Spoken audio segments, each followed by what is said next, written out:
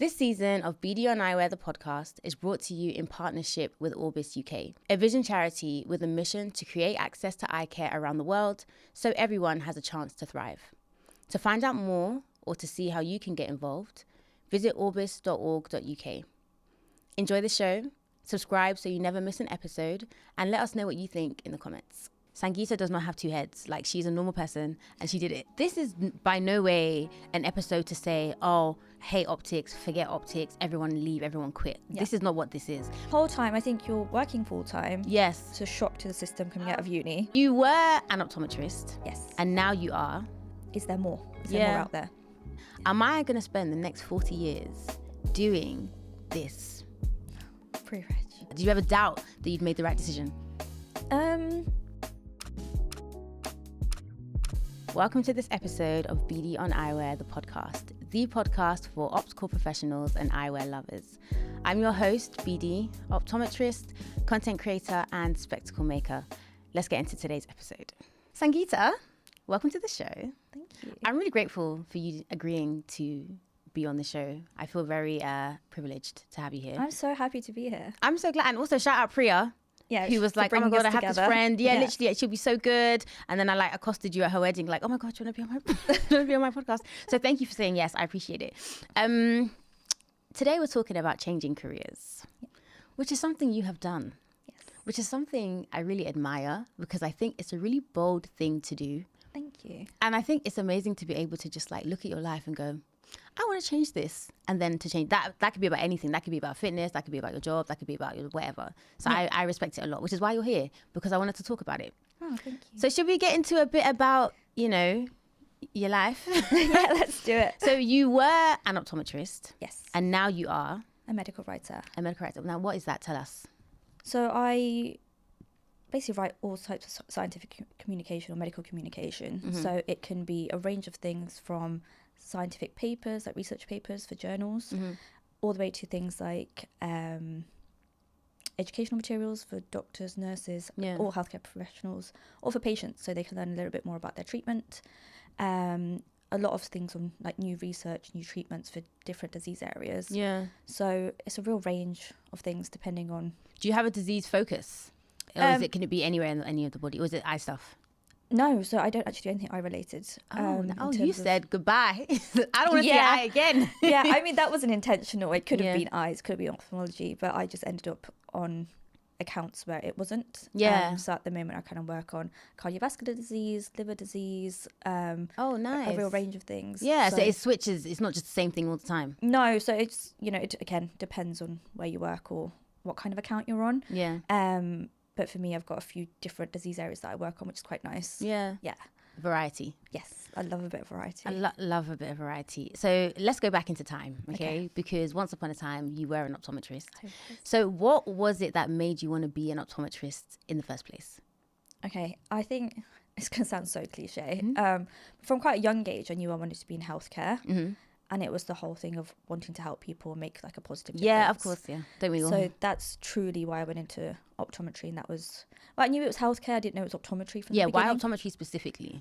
I think when it came to applying for uni, that's when I thought, right, I need to get serious. And I need to narrow it down. Yeah. I can't just say healthcare. Yeah, okay. So I went and did work experience at a few places. Okay. So pharmacy, optometry, dentists, and then optometry was the one that I decided to go for. Yeah. I just went for it, applied, and ended up in Manchester. Shout out Manchester, my fellow Manchester sister. Exactly. Love that for us. Yeah. Yeah. So how did you find uni? I loved it. I think Manchester's such a great place to go to uni. It's so good. Like, as a student, it's brilliant. You're laughing. It's a great time. And also it's just a great city. The Northerners are just lovely people. Such nice people. Yeah. I think a place like Manchester to go to uni as a student is just amazing. Amazing. I didn't want to come to London for uni, and a lot of people do. Yeah. For me, somewhere like Manchester was perfect. It's a good-sized city. There's loads going on. Exactly. They have festivals. Friendly. They have concerts. Things are cheaper than if you were in London. Exactly that. Everywhere's closer together. The students everywhere. Yeah. You've got Arndale. You've got Trafford Centre. You've got everything you need. You can get to Liverpool in like 20 minutes. Like on the train. You can get. You know what I mean? Like there's everywhere is close by. Like it's Yeah, it's brilliant. Great time. So yeah. Highly recommend Manchester to anyone. Highly. I don't care what course you're doing, like go to Manchester. And they're not paying me to say this. I just loved it. So how was optometry for you at uni? Like, did you enjoy it at the time? I did, yeah. I did enjoy it at the time. I really liked the course at Manchester. I enjoyed all the practical elements of it. I think the teaching at Manchester and stuff is really good as well. So I really enjoyed the course, made loads of good friends. Yeah. Still friends with them all now. Yeah. So yeah, uni for me was a really positive experience, the course and outside of the course, like socially and everything. Yeah, I mean, especially socially. Yeah. Uni was like, when I think about optometry school, first year was kind of like, oh, what is this kind of thing? What's happening here? You know what I mean? Yeah, I think I had that moment of, is this all relevant? I was like, well, yeah, what's going on? I was like, I'm sorry, what's all this then? Yeah. And then second year, I said, I can no longer do this. Really? Second year, I was like, I cannot go on. Yeah. But I made it through somehow. And then third year, I was like, you're in the home stretch, girl. You got to do this. And then obviously when you graduate, you're just like, yeah, wow, I did that. Yeah. Like, I'm great. It's a great day. It's a great day. It's a great day. And then, and then pre-reg. Pre-reg. Girl. Where did you, was yours on the high street? Or was it's high street. Yeah, same. Yeah. How did that go? Pre-reg was, again, I feel quite lucky because I had a great team around me. I was at a great store. A lot of support. Socially, again, was really good. So did you have loads of pre-regs at yours? Or was it was just me. Okay, yeah, same. So that was nice. But the pre-reg who just qualified prior to me, she was still there. Oh, so lovely. It was great to be able That's to speak really to nice. her. Yeah. That support. My supervisor was amazing. I'm still friends with my supervisor now. Nice. I'm still friends with quite a lot of the people from that store now. And when we used to go to courses and things, there were other pre-reggers who weren't having a similar experience to me. Yeah, so you don't realise. Because I feel like pre-reg as an experience is difficult anyway because it's hard. You doubt yourself the whole time. The whole time. I think you're working full time. Yes. It's a shock to the system coming out of uni. No summer holidays. What? No. And just the routine and the... No cramming 3 weeks before an exam and passing and chilling the rest of the time. None of that. No. It's a complete... It's relentless. Culture it's consistent. shock of... Yeah. What was uni to now, okay, this is the real world. But then you've got to study on top of it. Yeah. And, it's tough. And I think especially as you start working your way through and getting to your later on visits, it is hard. Yeah. So again, qualifying was that's another part sigh of relief moment of, you're like, wow, I really did that. Yeah. Because periods can really make you think there is no end. Like I look back now, it was 10 years ago now that I qualified and I'm like, oh, you were really in the trenches, girl. It does feel that way. Yeah, and it feels like you'll never get out. I think, like I said, I was lucky to be in a store that was supportive. Yeah. I can't imagine how it feels for the people who are in, a tougher situation. Yeah, yeah. So I was really happy to wanted to stay on where I was. But even with all of that, it was a tough ordeal. Yeah, exactly. So you qualify. Congratulations. Thank you. And so then where do we go from there? So I carried on as a resident. With the same company, different store. I kind of worked across a couple of stores. Yeah. I dropped down to 4 days pretty much straight away, which is nice. And then I worked as a resident for a while, and then I switched to locuming. So how long were you a resident? I think about a year, and then I had to take a little bit of a break. And then when I went back to it, I went to locuming. Yes. And how did you find locuming compared to being a resident? I really enjoyed locuming. Yeah. I liked the flexibility. I worked less days. Yeah. I made more. Which was nice.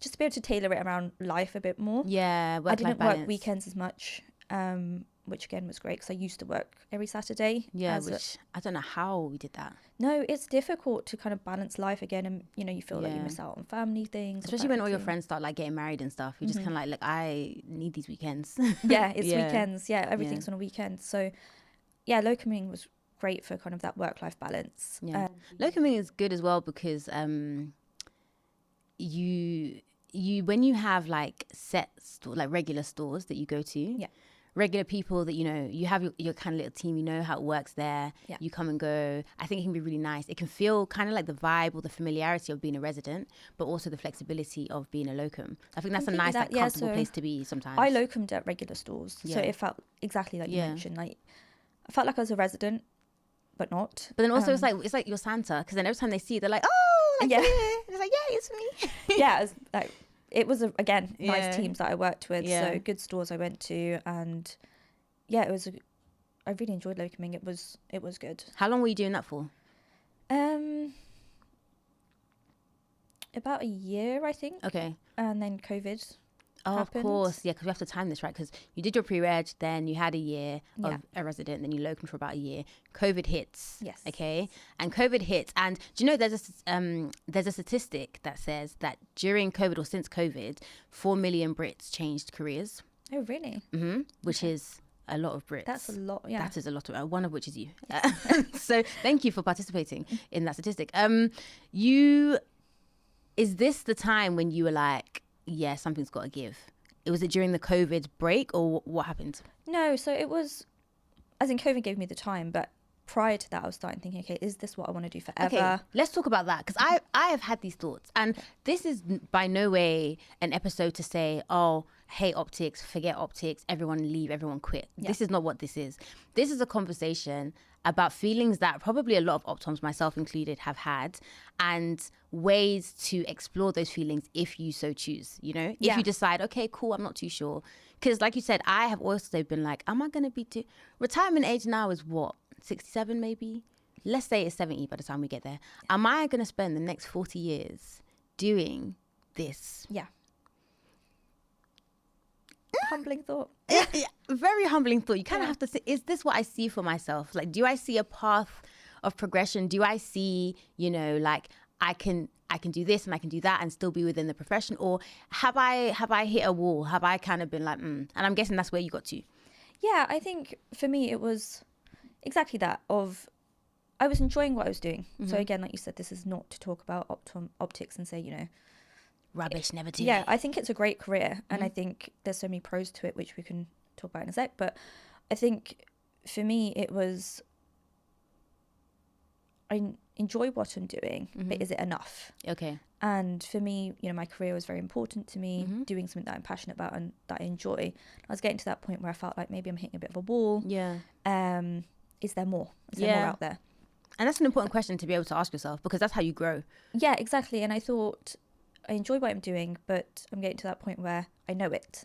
You feel like a discontent or maybe some unfulfillment, or you feel a bit like, yeah, exactly that. And just, you know, is there somewhere where I could get a bit more variety, or, you know, be pushing myself challenging myself more. Yeah, exactly that. And so I thought about it for a long time, on and off. But when you're working and things, I just didn't have the time to sit down and really think about it seriously. It was kind of like a fleeting thing. A fleeting thought. Yep. Then COVID hit, and as a locum, it's all over, Jackie. It's all over. And beg. So, I mean, lockdown hit. I did all the same things that everyone else did. Made banana bread. Loads of banana bread. Yeah. Love a banana bread. You know, we cooked, we cleaned, we lived our best life, and then it was like, right, this actually gives me some time to think about what I want to do. Sort my life out. Yeah. And one of my friends actually had made a career change into medical writing, and she was a pharmacist previously. Okay. So I spoke to her a bit more about it, because she told me about it pre-COVID. At the time, I was like, oh, that's cool, that's nice. But good for you. I hadn't thought for you. Yeah, I was like, brilliant. But hadn't thought about it more than that. And then after that, I reached out and we spoke about it a bit more. And then I thought, okay, this really sounds quite interesting. Researched it myself a bit more to understand it.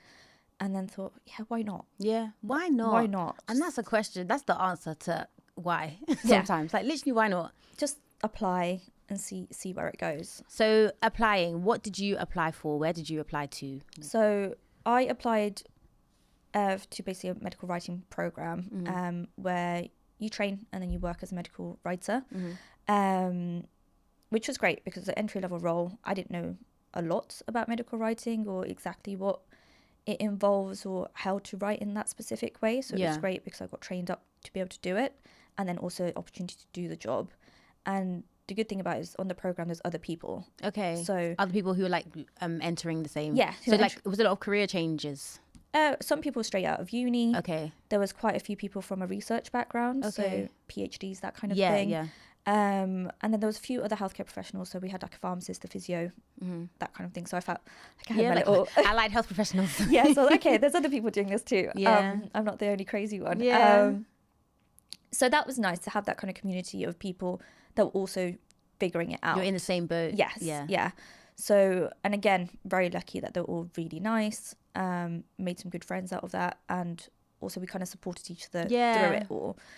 And then kind of progressed from there. How long was that course? How long did that last? That's a year. A year, okay. And then at the end of it, you go on to like become a medical writer. And are you paid during that course? Yes. Okay. Yeah. Okay. So then you, provided, you know, everything's going well, then you can go on to be a medical writer and then carry on from there. And do you get a job straight out of doing that, or do you do the course and then have to apply? No, you get a job straight out of it. Oh, great. Okay. It's almost like not an apprenticeship, but like, it's like it all leads to, yeah, to a it's job. kind of a pathway. Oh, that's great. Yeah. Oh, that is really good. Yeah, so it was something that was nice as someone taking that leap to know there's kind of other people, and structure. Yeah, and structure and support, and to be able to say, I don't really understand this. Yeah. And someone to be there to really guide me through it. Did you have any moments where during that year, that course, where you were like, what am I doing? Like, let me just go and ask one or two, better with one or two. Like, let me just go back. Did you ever doubt that you'd made the right decision? No, I don't think so. That is really good. I don't think so. And I had moments where I thought, you know, is this, especially when there's points where I thought, I don't really. What am I doing? Yeah, exactly. What am I playing at? Do I know this? Yeah. There were those moments where I was like, I could go back to the comfort. Yes. But I thought, no, like, see this through, see how you go. And I'm glad I did. Yeah. I'm glad you did too. This is amazing. Do you, can you still practice as an optometrist? Like, do you still have your number and stuff? Yeah. Which is another thing. So say, for example, you're someone watching this and you're like, oh, I kind of want to take the risk. I kind of want to see. The beautiful thing about being an optometrist is that you are an optometrist, okay? Like, you can still go and do a locum day here and there. You can still go and practice. You can still, you know, I'm not saying that you should. Maybe you need to just sever ties and go and do what you want to do.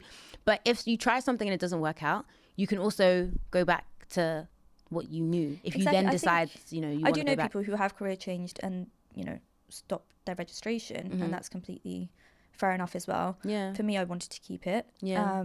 But that's exactly that. You could try it if you have had these thoughts of, do I want to do something else? Or do I just need a break from optics? Yeah, and give it a go. And then if you think, actually, it's not for me and I want to go back to optics, you've got that. You can still do that. You've worked for that and you have that. So there's nothing stopping you from trying something. And if it doesn't work out, you can go back to optics. Like, that's the whole beauty of life. You do what you like. Exactly. No one's going to beat you. Do you know what I mean? So, okay, so you did the course. Now it's a year. So at this point now we're in what, 2021? 2022? Yeah, around 2022. Yeah. And then you get a job now. Yes. And so is that the role that you're still in? Yes. So like, I've progressed over time as I've been there longer. And then with that becomes, you know, you get more responsibility. Yeah. You work on different types of projects. So I like that there's a lot of variety, there's progression. Yes. There's different things you can do. And in quite a short space of time, actually, if we think about it, it's only been, what, like 3-4 years? 2026 will be 3-4 years. I think I'm coming up to 5 years now. Oh, yeah. Nice. Yeah, oh, so look at you. 5 years next month. Yeah. Which feels crazy, actually, because it's gone really, really quickly. Yeah. But yeah, I think as time goes on, you get more confident in the role and you figure out what you like, what you don't like. You know, there's variety. Did you consider any other careers to change to before you settled on being a medical writer?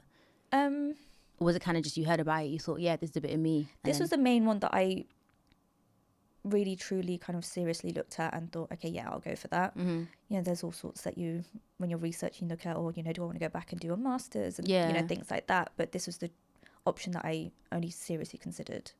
And what do you like most about your new role? What I do now? The variety. Like, I think the variety, the creativity that I can put into what I do. Into writing, yeah. Yeah, and just each day is not predictable, which I love. So it might be like hectic and chaotic. Yeah. Nothing wrong with a bit of chaos. Yeah, we do. And I think just working with lots of different people, not having like a set routine or knowing what to expect, for example, and every couple of minutes things shifting up a little bit.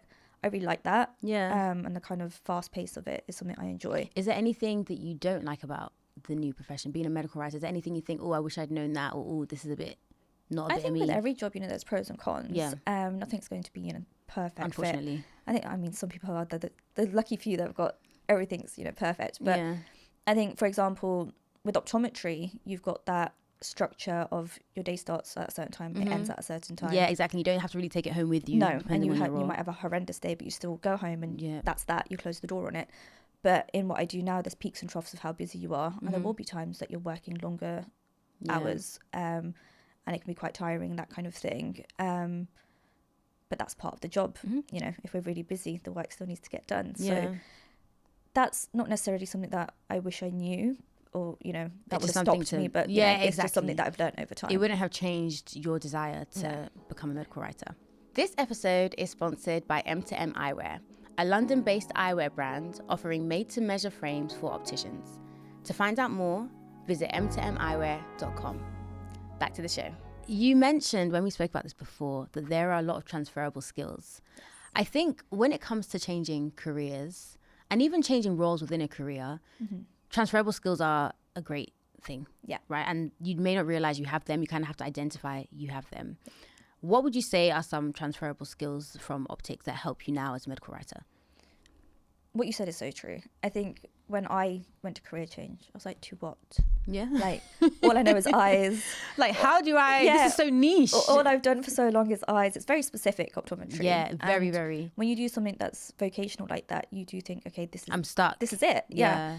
And it's only once I started, you know, looking at my CV and my cover letter and things like that, and thought, okay, how does my experience relate? And there's so many skills. Like, as an optometrist, communication is huge. Huge. And I work in medical communications. Like, you know, it's the same thing. It's hand in hand. Like, you talk to patients all day, every day. You explain things, you relay things. Yeah, so that's massive. And I think in any career, not just into medical writing, but any career, communication's huge. Teamwork, you do that in optometry. You hand over, you work with, you know, shop floor staff, managers, dispensing opticians. Even liaising, you're referring to GPs, ophthalmologists. Exactly. Yeah. So teamwork's great. Time management is a huge one. You manage your clinic all day, every day. Yeah. You're back-to-back book. You might have a walk-in. There's an emergency. Yeah. You have to manage. You have to prioritize. Again, that's really important in any job that you're going to do. And then I think for medical writing specifically, or something else science-related, as an optometrist, you're a healthcare professional. You are a scientist by nature. Yeah. And that did help, you know, just having that way of thinking. Knowledge. Yeah. All those courses we spoke about in first year, that you're like, oh, why is this relevant? I don't care about the blood-brain barrier, blah, blah, blah. Like, all of these things come into... And I think it's just having that mindset of being able to think in a scientific way or in a logical way. But same way in terms of writing a dissertation, right? Like, it's not necessarily like you're going to save the world with your disso, but it's just being able to read something, being able to do a peer review, being able to extract information, being able to summarize and like understand what you're reading. Exactly. It's like that's huge. That's a skill. I remember in uni realizing that these people are teaching you how to think. So even when a patient comes in and they have all these symptoms, you're being taught how to think. You're not asking questions for the vibes. You're asking questions because if I ask this question, like, I then know this, and this tells me this tells me that. So you're taught, you're trained, and you don't even realize it, but it helps you every day at work. And I guess even with other careers, you're trained to think a certain way, you know, think in a scientific way. Think in a scientific way and in like a problem-solving way. Exactly. So to, you know, figure out what could really be going on here.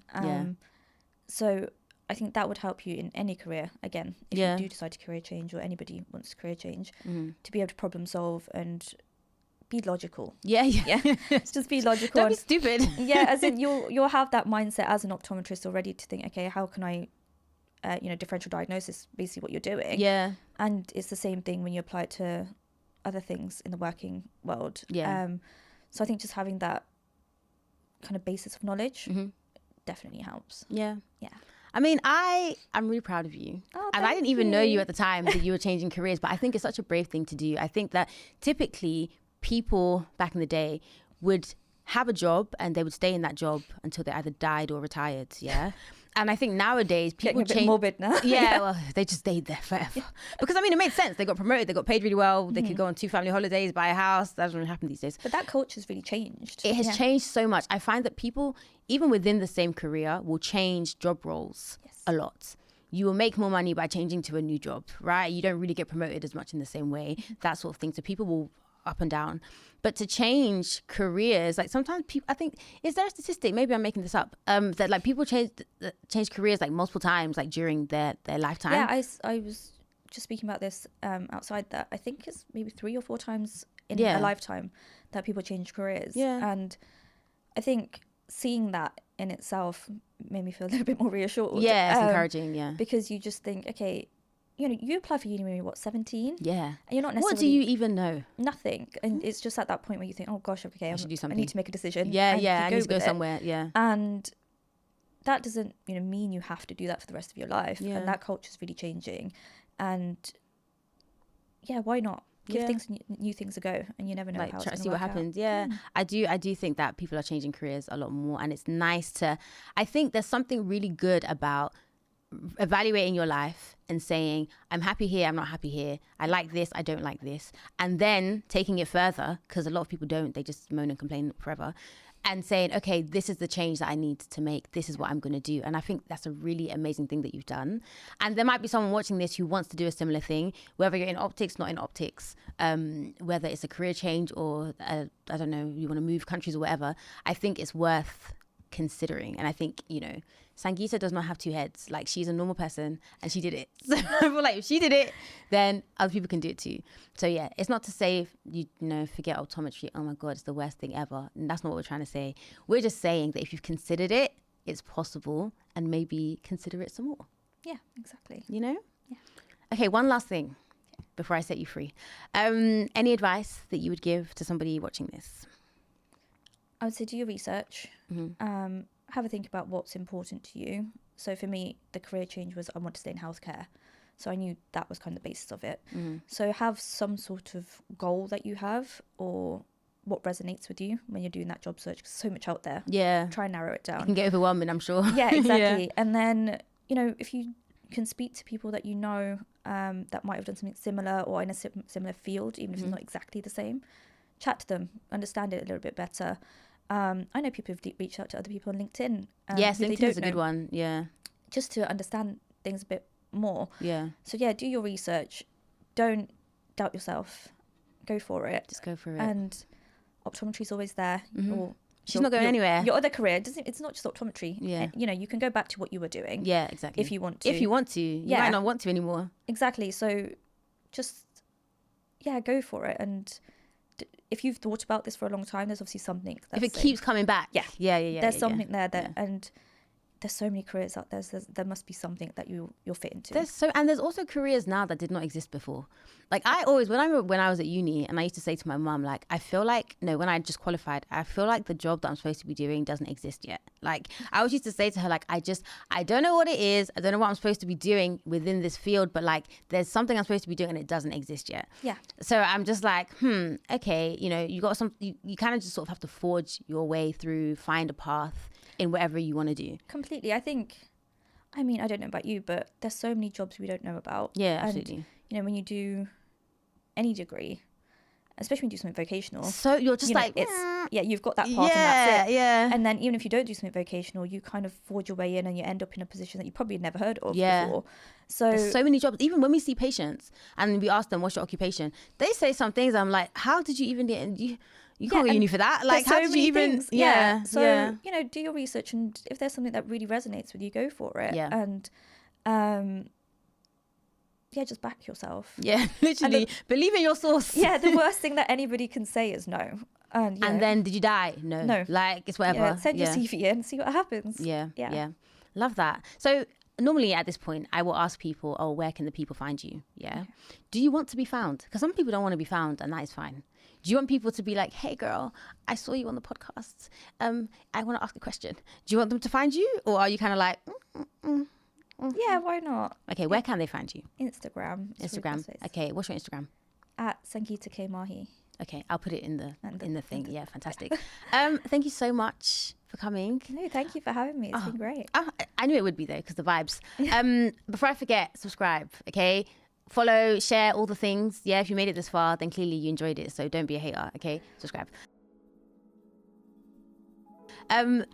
You made it. You survived. How are you feeling? Yeah, good. Yeah? Yeah, I think it was... It was so good. You're so good. Thank you. Do you feel... Are you breathing now? I kind of feel like I settled into it. Yeah, absolutely. Minutes, but I think... In my head, I was like, it's just a chat. Yeah, and we basically had this chat at Priya's wedding. Yeah, exactly. Exactly. And it was louder then. There was more music and there was alcohol. Yeah, so actually now...